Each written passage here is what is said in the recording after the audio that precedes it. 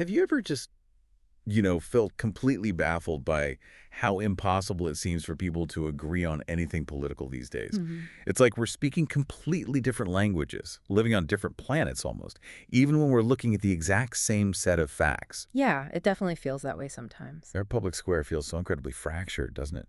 So what's really going on under the surface? Why does it feel so impossible to find common ground? Well, that's exactly what we're aiming to tackle in this deep dive. We want to move way beyond the usual surface level political arguments, the day-to-day stuff you hear, Okay. and really explore the deeper reasons for this huge schism. It's not just about disagreeing on policy details. It goes much deeper. We're talking about the fundamental assumptions people have, the psychological traits that kind of shape their views, and also the big institutional structures that seem to just amplify the polarization we're seeing. And why one viewpoint often seems to dominate the conversation. Exactly. Why one framework often sets the terms of the debate, and maybe why another perspective often feels, well, marginalized. And also why both sides seem to be wrestling with their own internal problems and contradictions. Okay, great. And what we want is for you, by the end of this, to have a kind of practical roadmap, right? Yeah. A shortcut to understanding this incredibly complex landscape. Yeah. We're going to unpack some genuinely surprising facts and insights that should hopefully shed some light on why we all feel so stuck right now. Let's get into it. Let's do it. So to really get a handle on the depth of this divide, we kind of have to go back to the basics, right? To the actual source code of these big modern ideologies. We're talking about core disagreements between, say, liberalism and conservatism that go way beyond just policy preferences. These are fundamental ideas about, what? Human nature, reason, morality. That's exactly right.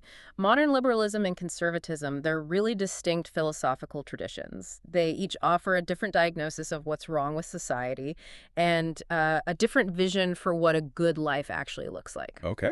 So maybe let's start with the liberal tradition.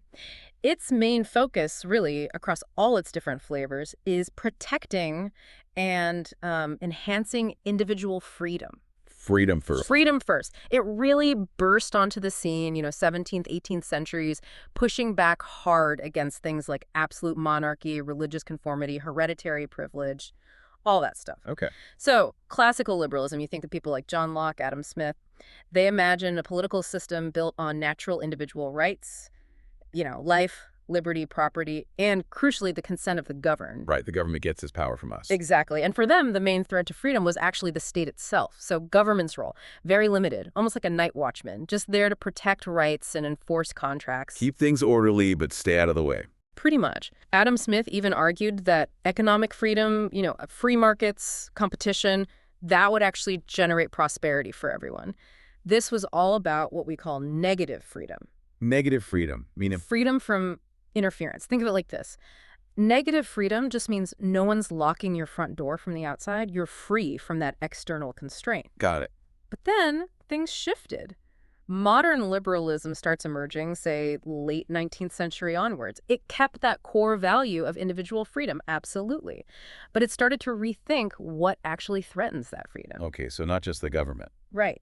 Modern liberals began to argue that, look, your liberty isn't just constrained by state tyranny. It can also be really limited by private power or structural barriers like poverty, unemployment, maybe a lack of education or discrimination. Things that stop you from actually using your freedom, even if no one's actively stopping you. Precisely. These conditions, they argued, prevent people from really reaching their full potential. And this led to this crucial shift towards positive freedom. Positive freedom. Yeah, the capacity and the opportunity to act freely. So if negative freedom is the door not being locked, positive freedom is actually having the key, maybe the strength, the resources, the knowledge to open that door and walk outside and do something, even if no one locked it. Ah, okay. So the state might need to step in. That's the implication. This view justifies what you might call an enabling state. A state that steps in to provide social safety nets, regulate the economy maybe to fix market failures, and actively promote equality of opportunity, helping people get that key, essentially. Yeah. Okay, that makes sense. Now, what about the other side, the conservative tradition? Right. So conservatism really emerged in large part as a reaction to what many saw as the excesses and the dangers of the French Revolution, and its really radical rationalism. The big name here is Edmund Burke. Burke, okay. And at its core, conservatism generally holds a let's say, more pessimistic view of human nature. Instead of seeing humans as primarily rational beings, conservatives tend to believe we're driven a lot by passions, desires, maybe prone to selfishness, irrationality, even violence sometimes. But not naturally angels. Definitely not. And this outlook suggests that humans can't really be morally perfected just through political tinkering or changing the system. Okay. So if we can't be perfected, the argument goes we need a sufficient restraint upon our passions. We need limits. And that's where traditional institutions become really important. The family, the church, the state. They provide that necessary structure and order. Got it. Institutions as guardrails. Exactly. And this leads directly to the conservative preference for tradition and actual experience over abstract theory. They tend to argue that existing institutions and customs contain this kind of latent wisdom, right? Wisdom accumulated over generations of trial and error. Society isn't like a machine you can just redesign from a blueprint. More like an old tree. That's a great analogy. It's a complex, living organism. You prune it carefully, you don't just chop it down and start over. You often hear that saying, if it is not necessary to change, it is necessary not to change. Change carefully, if at all. Right. It shows a clear preference for gradual, organic reform over sudden, revolutionary upheaval, which they see as incredibly risky. Okay, so you can already see these two worldviews are starting from really different places. But you mentioned there's something even deeper going on, this epistemological chasm. That sounds serious. It is, and it's often overlooked. It's not just about what liberals and conservatives believe is best. It's about how they believe we can even know what's best for society in the first place. How do we get that knowledge? Okay. The how we know part. Exactly. Liberalism is, intellectually speaking, a direct descendant of the Enlightenment. And the Enlightenment championed the power of abstract, universal reason to understand the world and, crucially, to reshape it for the better. Reason solves problems. That's the core belief. The liberal project, whether it's classical or modern, is really built on this faith that humans can use reason to diagnose social problems like inequality or injustice, and then design better, more rational systems from, first principles. Right. Identify problem, design solution, implement. Pretty much. And that's why modern liberals are often, as the research puts it, generally willing to experiment with large-scale social change. They see a problem, they genuinely believe a rational, well-designed program can fix it. Okay, so that's the liberal approach to knowing. What about the conservative side? Well, conservatism is built on a very different foundation. Empirical skepticism. Thinkers like Burke argued that human society is just far too intricate, too organic, too complex to be fully grasped by any single person's reason or even a whole generation's reason. Too big to understand fully. Right. From this perspective, the only reliable guide for political action isn't some abstract theory, it's the accumulated practical wisdom embedded in existing traditions and institutions, the things that have, survived the test of time. Learn from what's worked before. Exactly.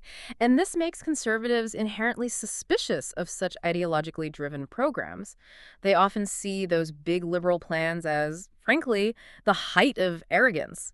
Trying to remake society based on a theory ignores all the potential unintended consequences. So just to simplify, it's like one side thinks you solve a problem by drawing up a new blueprint, maybe based on the latest engineering principles, while the other side says, whoa, hold on, let's look carefully at the building that's already standing, the one that's been here for generations, and just fix the leaky roof or patch the cracks. Is that kind of it? That's a really good way to put it, yes. And this fundamental difference in how we know creates what some scholars call a permanent state of mutual incomprehension. Right. They just don't get each other. Pretty much. To a liberal, that conservative deference to tradition can look like, well, irrational naivete, or maybe even just a convenient excuse for defending existing evils simply because they're old. Just because it's always been done this way doesn't make it right.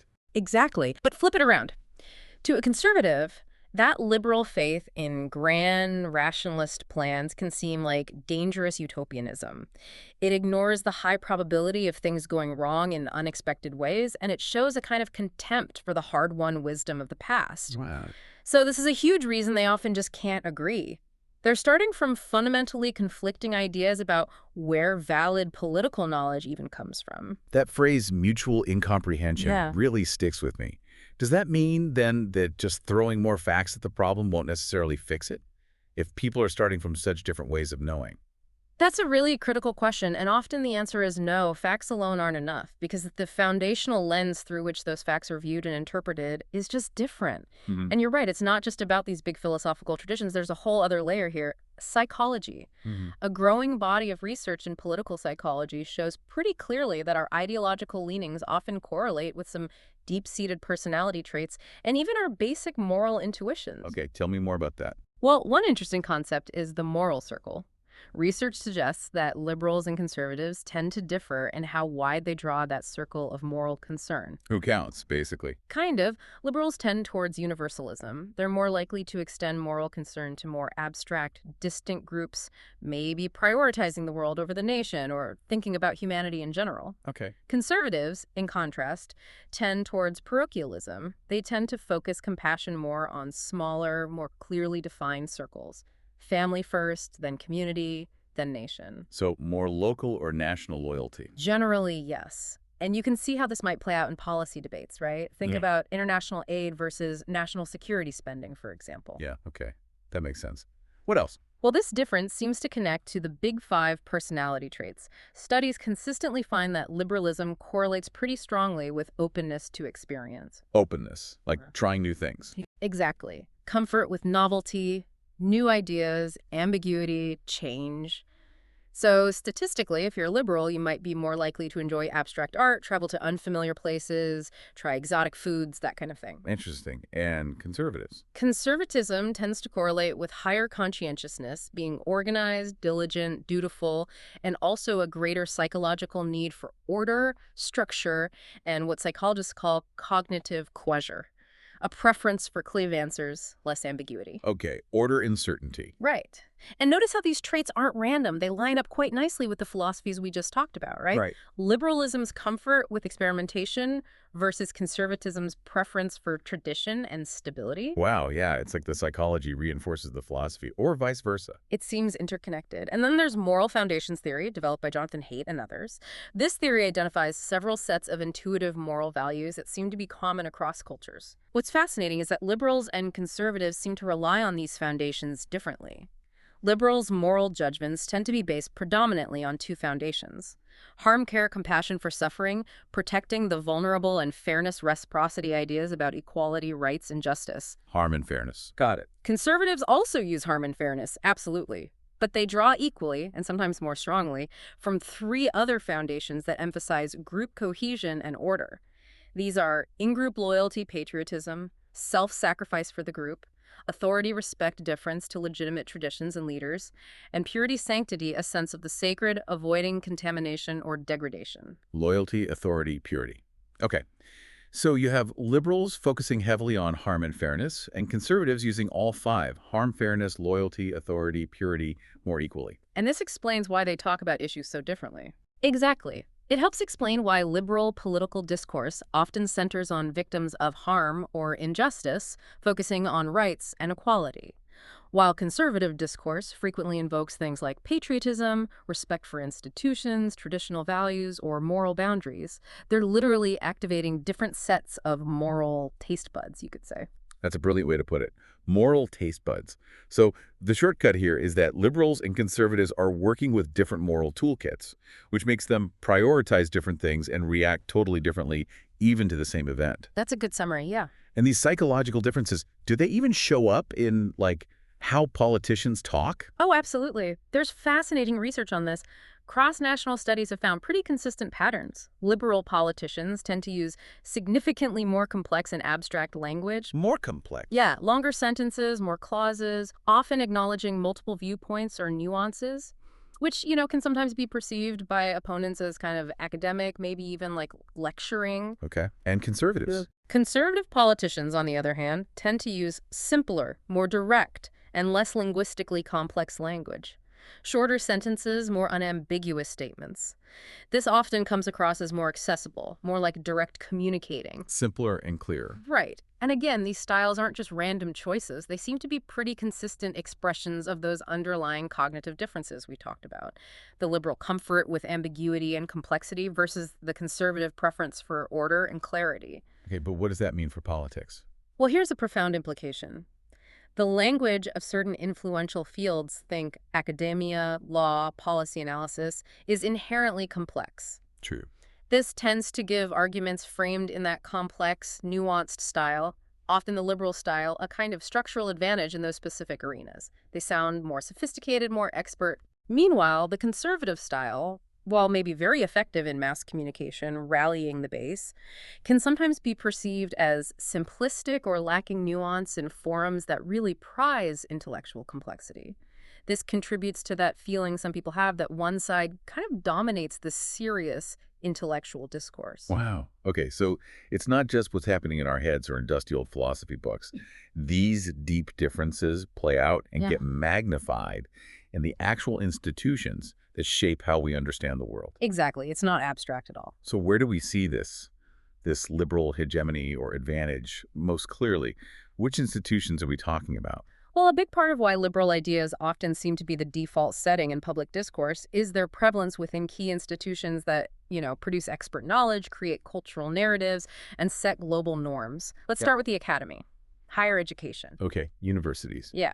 For decades now, survey data has shown a really significant liberal orientation in American higher education, particularly in the humanities and social sciences. How significant? Well, one study back in 2007 found, for example, a Democrat-to-Republican ratio of about 12-1 in humanities fields, and it was over 20-1 in areas like sociology and anthropology. Wow, that's skewed. It is, and it seems to have intensified dramatically since then.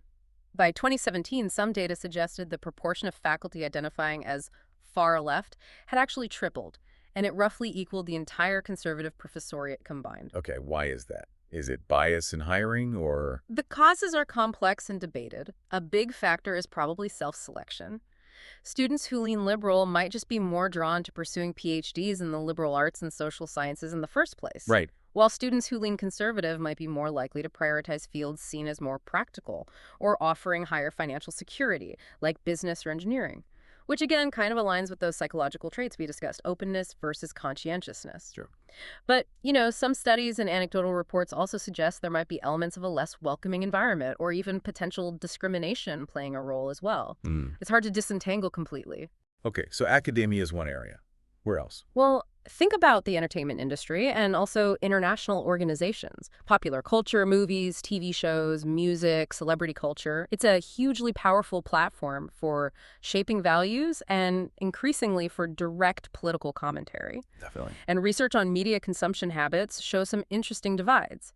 You see a blue cluster representing liberals who tend to consume a really wide variety of entertainment media. But a red cluster, representing conservatives, consumes comparatively very little mainstream entertainment. This might suggest a kind of cultural alienation for some conservatives from these dominant cultural products. Interesting. And international organizations. Yeah, think about major global bodies like the United Nations, the World Bank, the IMF. They are largely built on principles of liberal internationalism, promoting things like multilateral cooperation, international law, universal human rights, free trade. These are core tenets of modern liberalism projected onto the global stage. This often contrasts with the realist school of thought in international relations, which tends to align more with conservative thinking by prioritizing national interest and power dynamics. Okay. So academia, entertainment, global bodies. What's the overall effect of this? Well, the cumulative effect, when one ideological perspective is so dominant in these key sense-making institutions, is powerful. It's not necessarily some conscious conspiracy. It's more like an emergent property. Liberal assumptions and values tend to become the default setting. They become framed as the neutral, the expert, the objective, or even the moral position. What baseline? Exactly. And this structure, the setup, tends to marginalize conservative viewpoints. They often get framed not as legitimate alternative perspectives, but as partisan, maybe anti-intellectual, or even immoral deviations from that established, seemingly neutral consensus. Can you give an example? Sure. Think about a major UN report on climate change. It will likely be framed in terms of global cooperation, scientific consensus pointing to systemic issues, and the need for sweeping international action based on universal principles. Or a sociological study on systemic racism will use frameworks emphasizing group inequality and the need for structural reform. These are inherently aligned with liberal modes of thinking. Okay. A conservative response might question the specific models, emphasize national sovereignty, express skepticism about top-down global solutions, or focus on individual responsibility. But in that context, the conservative view is immediately positioned as being an attack on the science, or against international law, or resisting social progress. So they're always reacting, pushing back against the frame. Often, yes. It can feel like liberal ideas dominate, not just because they win arguments, but because their underlying ideology is kind of baked into the very infrastructure of how we produce knowledge and set norms in the modern world. Conservatives can feel like they lose their voice because they're constantly forced to argue against the foundational assumptions of the arena itself. And speaking of arenas where reality gets constructed, we absolutely have to talk about the news media, the fourth estate. What role does it play in all this? Oh, a huge role. And much like academia, the field of journalism itself shows a pretty pronounced liberal lean, at least in terms of the personal views of journalists. How pronounced? Well, surveys consistently find that journalists overwhelmingly identify as liberal or Democrat. One recent survey found that the proportion identifying as Republican had dropped to only about 7%. Only 7%. Wow. Now, the source of this lean is hotly debated. Is it supply-side journalists' own views subtly shaping their reporting? Or is it demand-side news outlets catering to a predominantly liberal audience, especially in certain segments? Or both, feeding each other. It's very likely a complex, self-reinforcing cycle. It's also important to note, though, that some rigorous academic studies looking at actual news content have suggested that professional norms like objectivity, quoting both sides, can sometimes override personal ideology. They found little evidence of systematic gatekeeping bias in certain mainstream outlets, meaning they weren't systematically ignoring conservative voices altogether. Okay, but the perception of bias is still huge, right? Absolutely massive. Yeah. And regardless of the actual extent or source of bias in mainstream outlets, the perception of it among conservatives has had enormous consequences. It directly led to the creation and success of explicitly conservative news organizations like Fox News and later Newsmax and others. Trying to offer a counterbalance. Exactly. But the result has been the development of what researchers call two parallel and often conflicting media ecosystems. We're living in separate media worlds. And what kind of content thrives in those worlds? Well, one thing that thrives, especially in the more partisan outlets on both sides, is what's called outrage discourse. Outrage discourse. Yeah, it's a communication style that emphasizes mockery, sarcasm, ad hominem attacks, misrepresentative exaggeration. Basically anything designed to provoke anger, contempt, and disdain for the political opposition. Content designed to make you mad at the other side. Precisely. Think about the political clips or headlines that go most viral online. They're often built on outrage.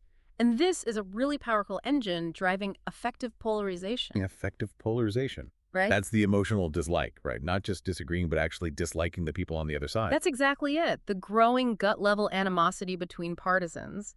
And research clearly links consuming partisan media, especially outrage-based content, to holding political misperceptions that favor that outlet side, and also to having more negative feelings about the opposing party. So these separate media worlds aren't just giving us different facts, they're making us dislike each other more. That seems to be a major effect. It has effectively shattered any semblance of a shared public square based on a common set of facts. Public trust in news sources is now starkly, dramatically divided along party lines. Like Democrats trusting CNN and Republicans distrusting it, and vice versa for Fox News. Exactly that pattern. YouGov polls, Pew Research, they all show this mirror image pattern of trust and distrust.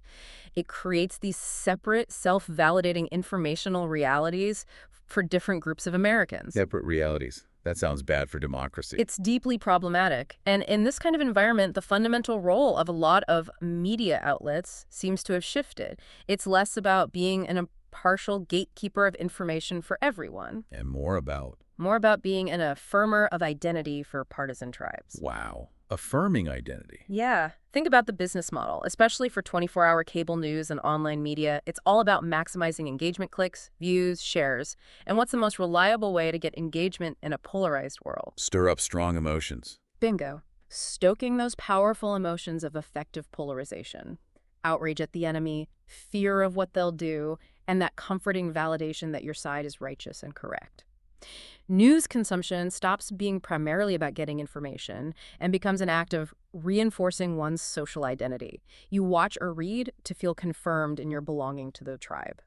So the mainstream media, which conservatives see as liberal, sets one narrative. Right. They often set the initial framing or baseline narrative on many issues. And then conservative media exists largely to push back against that narrative. That's often the dynamic. It establishes this discursive pattern where one side is constantly defining and framing while the other is constantly reacting and refuting. It's not really a dialogue between equals. It reinforces that sense we talked about earlier. One ideology feels like the discourse, and the other feels like the perpetual opposition to the discourse. That's a really powerful way to frame how media works now. It's not just about facts anymore. It's become this battleground for identity itself. Oh, okay, so far it might sound a bit like we've painted a picture where, liberalism holds most of the institutional cards in shaping the public square. That perception is certainly there. But here's where it gets even more complex, right? Because even the ideologies that seem dominant, they face their own really significant struggles, their own internal cracks that could, I guess, unravel them from within. Precisely. No ideology is invulnerable. Let's start with what we might call the conservative conundrum. Conservatism faces some inherent challenges, both philosophically and practically. Like what? Well, for one, it's often defined more by what it opposes, usually radical, untested change, rather than by a clear, positive, forward-looking program. This can sometimes make the ideology seem a bit, inoperative as a guide to actively shaping the future. There was that old biting critique by Ambrose Bierce. He said, a conservative is someone enamored of existing evils, whereas a liberal wishes to replace them with others. It's harsh, but it captures that potential trap of just defending the status quo. Right. Just resisting change isn't always a plan. Exactly. And there's a central paradox in appealing to tradition, too. Think about it.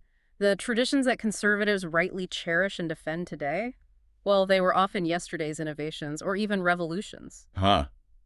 Good point. Like the American Revolution, for instance. Precisely. So it raises this tricky question. Which point in history do you want to freeze as the ideal? How do you decide which traditions are worth conserving and which aren't? There's a risk of just defending whatever happens to exist right now rather than evaluating its actual goodness. Okay. Even some conservatives themselves, the reform conservatives, have argued that the movement got too fixated maybe on just limited government and unfettered markets. They argue this made conservatism kind of naive about real-world problems and actually contributed to some forms of social decay. Well, think about the creative destruction that comes with global free markets, which many economic conservatives champion. That process directly led to the hollowing out of industrial towns, the decline of stable working-class jobs, the erosion of tight-knit communities, the very things that social conservatives were trying to protect. So one part of conservatism undermined the goals of another part. That's the argument some make. And this points to the deep fractures within the conservative movement today. It's really experiencing an open battle for its soul. Okay, what are the main fault lines? Well, there's always been a foundational tension between, say, libertarians and traditional conservatives. Libertarians are really philosophical individualists. Personal liberty is the supreme value. The state should be absolutely minimal. Right. Leave me alone. Pretty much. But traditional conservatives believe other things are equally important: order, virtue, community, religion. And they're often willing to use state power to uphold a certain moral order or protect community standards. So you see clashes over things like immigration, drug laws, the role of religion in public life. Okay, that's an old tension. What's new? What's newer and maybe more disruptive is the rise of the newer right. This includes various groups, post-liberals, national conservatives, populists, and they fundamentally reject that old fusionist consensus that tried to marry free market economics with social conservatism back in the Reagan era. They think the fusion failed. They argue it absolutely failed. They say embracing globalism and market fundamentalism led directly to deindustrialization at home, cultural decay, and getting entangled in endless foreign wars. So they advocate for a very different agenda. More nationalist, more statist in some ways. Things like economic protectionism, industrial policy to bring jobs back, a much less interventionist foreign policy. A real break from the recent past. A huge break. And the disruptive force of populism has been a massive catalyst here. Populism fundamentally shifts the main political conflict away from economics and towards culture and identity. It pits the people against a perceived, corrupt, out-of-touch elite. Right, the elites versus the real people. Exactly, and populist voters are often motivated much more by cultural grievances, anti-elitism, concerns about national identity, immigration, issues that don't always align neatly with traditional conservative economic principles. This creates a deep cleavage within the Republican coalition. You have the traditional pro-business, free market wing, and then you have this more protectionist, culturally focused populist base. They don't always want the same things. Okay. And you mentioned demographics. Yes. Finally, there's the undeniable pressure of demographic change, the fact that the U.S. is becoming a majority-minority nation. For some white Americans, this demographic shift is perceived, consciously or unconsciously, as a threat to their group's status and cultural dominance. This perception pushes many of them towards the Republican Party, which is seen as defending their interests or identity. But it creates a problem for the party long term. It creates a stark strategic dilemma for the Republican Party. Option 1. Cater heavily to the cultural anxieties and resentments of an aging, predominantly white base. That might bring short-term electoral gains, but it's likely demographically unsustainable in the long run. Okay. Option 2. Moderate its stances, especially on cultural issues and immigration, to try and appeal to a younger, more diverse electorate.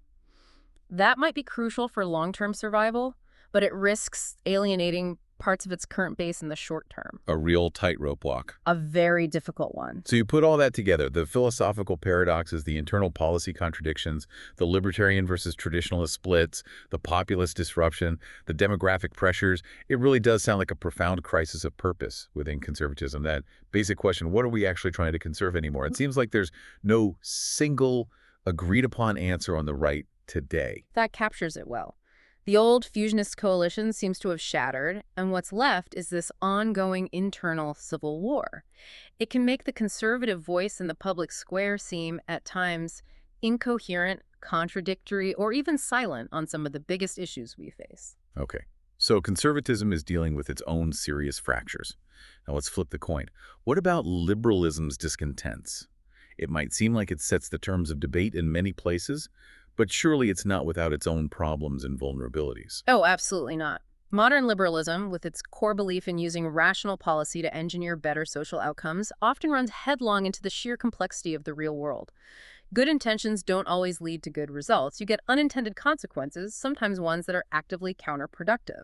Can you give some examples of these liberal policies misfiring? Sure. Think about property tax reform, like California's famous Proposition 13 back in the late 1970s. The intention was genuinely liberal in one sense. Protect homeowners, especially elderly ones on fixed incomes, from rapidly rising property taxes. Okay, sounds reasonable. But the long-term consequences were arguably disastrous for California's public sector. It led to drastically reduced funding for public schools, forced local governments to rely much more on regressive sales taxes and fees, created huge inequities between longtime homeowners and new buyers, and generally fueled public frustration with local government finance.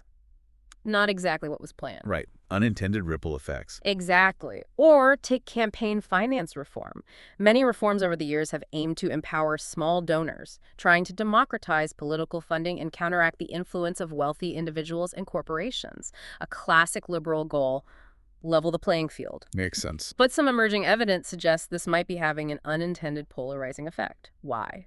Because research indicates that the people who give small dollar donations online tend to be just as ideologically extreme, if not more so, than large donors. Really? Not the moderate masses. Apparently not always, and candidates who are really good at mobilizing these small online donors are often the ones who are the most polarizing, the most anti-establishment, the most willing to use inflammatory rhetoric. So reforms designed to democratize might inadvertently be fueling the most divisive elements in politics and pushing both parties further to the extremes. Wow, that's counterintuitive. It is. Even something as seemingly positive as promoting empathy as a way to bridge divides can sometimes backfire. How can empathy backfire? That sounds crazy. Well, the intention is obviously good, but in practice, trying to imagine the other side's perspective can sometimes lead to just projecting your own views onto them. Or it can lead to selective empathy, feeling deeply for certain groups but not others. Or it can become a substitute for actually listening to people's lived experiences. Yeah. So paradoxically, a push for empathy, if not done carefully, could actually risk reinforcing biases or creating more exclusion. Huh. Okay, that's a really subtle but important point. So even well-intentioned liberal projects can go sideways. What about criticisms of liberalism? Oh, it faces sharp critiques from both within its broad tent and from further left. From the left, there's a significant critique arguing that mainstream American liberalism, especially since the 1980s and the rise of figures like Bill Clinton, effectively became a handmaiden to neoliberalism. Meaning it's sold out. Essentially, yes. That the Democratic Party largely abandoned its commitment to the working class, economic redistribution, and challenging corporate power. They point to things like Clinton-era welfare reform, or maybe Obama's approach to the financial crisis or healthcare reform as evidence. This critique often posits that identity politics, while important, has sometimes been used by mainstream liberals as a substitute for, and perhaps even a distraction from, the more fundamental politics of class and economic justice. Okay, so a critique from the left about economics. What about from within liberalism itself? Yes, there's also a potent critique coming from people who identify as classical liberals, or maybe centrists. This is often framed as the regressive left critique. Regressive left. Yeah. The argument here is that certain segments of the progressive left have actually started betraying core, foundational liberal values, especially things like freedom of speech, open inquiry, and universalism in the name of things like cultural sensitivity, group identity, or fighting perceived oppression. How so? They argue that sometimes a double standard gets applied, where illiberal practices or intolerance are excused if they come from certain groups or challenge Western norms. They worry about things like campus speech codes, cancel culture, or a reluctance to criticize illiberalism in non-Western contexts. It raises what philosophers call the paradox of tolerance. How tolerant should a tolerant society be of intolerance? Right, a classic dilemma. A very tricky one for liberalism. Okay, so internal critiques, unintended consequences. What about backlash from the public? Is that a major factor? Absolutely, a huge factor. You could argue that many of the most significant populist and right-wing political shifts we've seen globally in the 21st century are, in large part, direct popular backlashes against specific liberal projects. Like what? Well, think about Brexit in the UK. A huge part of that vote was clearly a rejection of core tenets of liberal internationalism, especially the free movement of people across borders and the idea of pooling national sovereignty in supranational bodies like the EU. Okay. Or look at the rise of far-right parties in many European countries like the AfD in Germany or similar parties elsewhere. Their growth has often been directly fueled by popular opposition to liberal asylum and refugee policies, driven by concerns about national identity, cultural change, and security. So specific liberal policies triggering a backlash. Yes. And this backlash isn't just spontaneous anger. It's increasingly organized on a transnational scale. Conservative and nationalist groups are actively networking across borders, sharing strategies, and working concertedly to dismantle liberal agendas on issues like climate change, gender equality, LGBT+ rights, often using the very tools of international cooperation and advocacy that were pioneered by the liberal international community itself. Wow. Using the master's tools against him, so to speak. Kind of, yeah. This all seems to point towards what you called earlier a kind of fundamental blind spot within the liberal project itself. What is that blind spot? I think it comes down to this. Liberalism's core principles are fundamentally universalist. Reason, individual rights, equality, these are meant to apply to everyone, everywhere, regardless of background. Right, universal values. But that very universalism can sometimes lead it to underestimate, dismiss, or even appear actively hostile to the powerful, non-rational, and particularist attachments that give deep meaning to many, many people's lives. Particularist attachments. Like Things what? like deep loyalty to one's nation, strong religious faith, attachment to local community, reverence for specific traditions or cultural heritage. These are often rooted in emotion, history, identity, not necessarily abstract reason. So when liberal policies derive from those universal principles, think maybe open borders, strict secularism in the public square, prioritizing global human rights norms over local customs, when those policies clash directly with the specific values or identity of a particular community, it's often not experienced by that community as progress. How is it experienced? It can be experienced as deeply threatening, as an assault by a distant cosmopolitan elite on their identity and their way of life. And the resulting backlash isn't just a disagreement about policy, it's a deeply defensive reaction rooted in identity. This helps explain why sometimes even well-intentioned liberal plans can profoundly offend people and generate such fierce, seemingly disproportionate opposition. They're hitting something much deeper than just policy preferences. Wow, okay. That's a lot to take in. So we've journeyed through the philosophical bedrock, the psychological tendencies, the institutional power dynamics, the media's role, and even the internal struggles and blind spots within both major ideologies. We've covered a lot of ground. So now, let's try to bring all these threads together. Let's synthesize why it feels like we're in this great unraveling, why we truly cannot seem to agree on much of anything anymore. What are the big forces driving this? Yeah, it's crucial to see how these different pieces fit together to create the extreme polarization we're living through. It's not just about people being uncivil online. There are deep structural forces at play. We can maybe highlight three really corrosive ones. Okay, number one. First, economic inequality. There is a growing body of research showing a really strong correlation and likely some causal links between rising economic inequality within a country and rising political polarization. How does inequality fuel polarization? Well, as the economic gap widens, it tends to erode social cohesion and trust. It can create deep feelings of grievance, resentment, alienation from the system, especially among those who feel left behind. This creates a fertile ground for populist leaders to emerge, channel that discontent, blame scapegoats, immigrants, elites, other groups, which deepens divisions, and can even be used to justify attacks on democratic norms themselves. Okay, so inequality creates the dry tinder. What else? Second, the social media ecosystem. We touched on this, but it's hard to overstate its role as a powerful accelerant of polarization. How so? Social media algorithms are fundamentally designed to maximize one thing: engagement.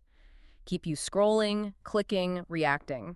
And what they've learned, algorithmically, is that the most effective way to do that is often by promoting content that is emotionally charged, sensational, and, yes, divisive. Outrage gets clicks. Outrage gets clicks, fear gets clicks, validation gets clicks. This process tends to amplify the most extreme voices and narratives while also trapping users in these infamous echo chambers or filter bubbles. Your existing beliefs get constantly reinforced, and you're shielded from challenging information or perspectives. So we get more dug into our own side. Exactly. The result is a public that is increasingly siloed, more hostile toward opposing views, and more distrustful of people who disagree with them. Okay, inequality, social media.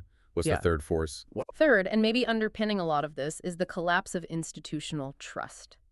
Over the last 50 years or so, public confidence in nearly all major societal institutions has just plummeted. We're talking government, Congress, the presidency, the news media, universities, the medical system, organized religion, you name it, trust is down. People don't trust the pillars of society anymore. Largely, no.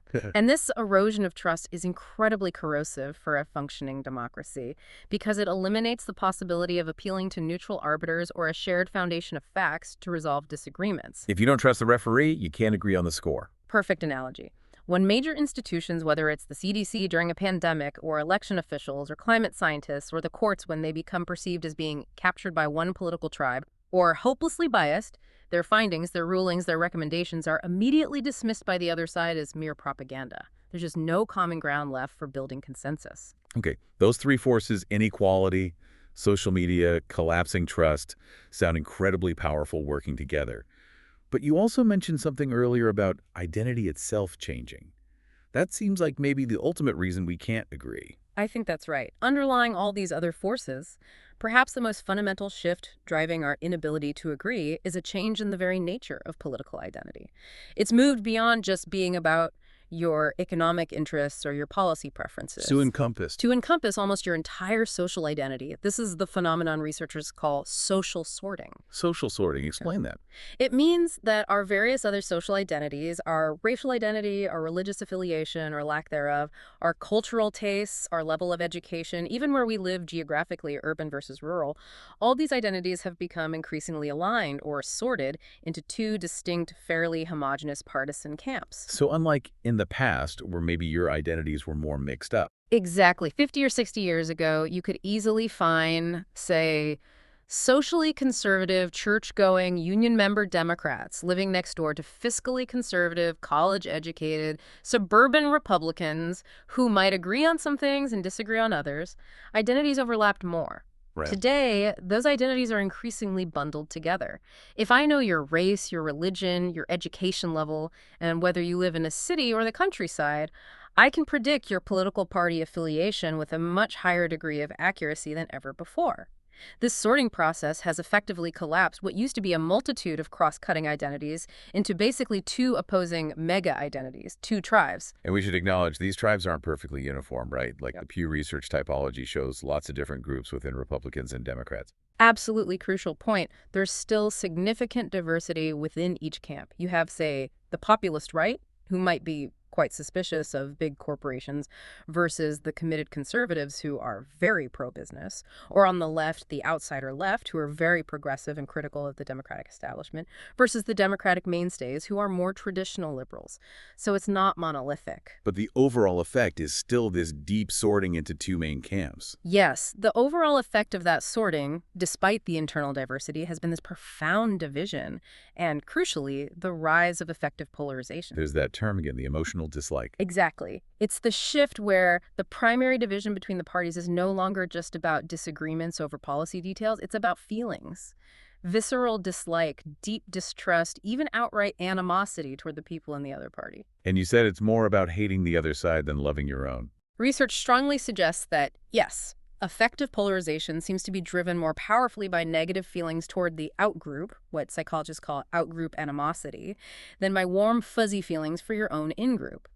Politics stops being a contest of ideas about how to solve shared problems. It becomes a zero-sum battle between fundamentally different and often distrusted groups, a battle for status, for cultural dominance, for the soul of the nation. So if politics becomes tribal warfare, what does that mean for governing? For compromise? It means the very foundation of traditional democratic politics starts to crumble.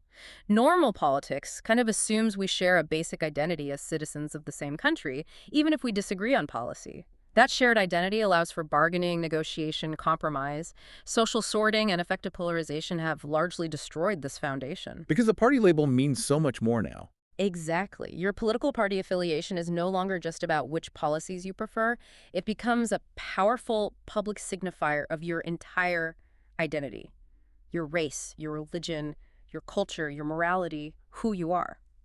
And if that's the case, then people on the other side aren't just political opponents you disagree with. They become Existential enemies, people who represent a threat to your identity, your values, your way of life. And you don't compromise with enemies. Precisely. In this new paradigm, compromise isn't seen as a pragmatic, necessary tool for governing a diverse society. It's increasingly seen as a moral betrayal of one's tribe. To concede a point to the other side isn't just a policy loss. It feels like you're legitimizing a worldview that you perceive as dangerous, immoral, maybe even fundamentally alien. And that ultimately helps explain the deep intractability of modern political life. The reason we can't agree is because our disagreements are less and less about specific policies and more about these fundamental questions of national identity, morality, culture, and belonging. Who are we? And who gets to decide? Yeah. Those aren't the kinds of questions that are easily resolved through legislative bargaining. What an incredible, if somewhat sobering, journey we've taken. We've gone from the deep philosophical source code of liberalism and conservatism through the psychological wiring that shapes our views, looked at how institutions and media amplify these divides, and even explored the internal battles and blind spots within each camp. It feels like we've really seen the hidden operating system, the underlying architecture of our polarized world. It makes so much more sense now, even if it's unsettling, why we find ourselves in this state. Yeah, and I think truly understanding the depth and the different dimensions of this fracture, the philosophical roots, the psychological drivers, the structural forces, the media environment, understanding all that is really the essential first step. Yeah. You have to diagnose the problem accurately before you can even begin to think about potential paths toward a more functional, maybe more pluralistic, democratic conversation. Absolutely. And that leads us, and you, our listener, to a really profound question to chew on after this deep dive. If compromise is increasingly seen not as a necessary tool for governing, but as a moral betrayal of your identity group, what does that actually mean for the future of our shared societies? What happens next?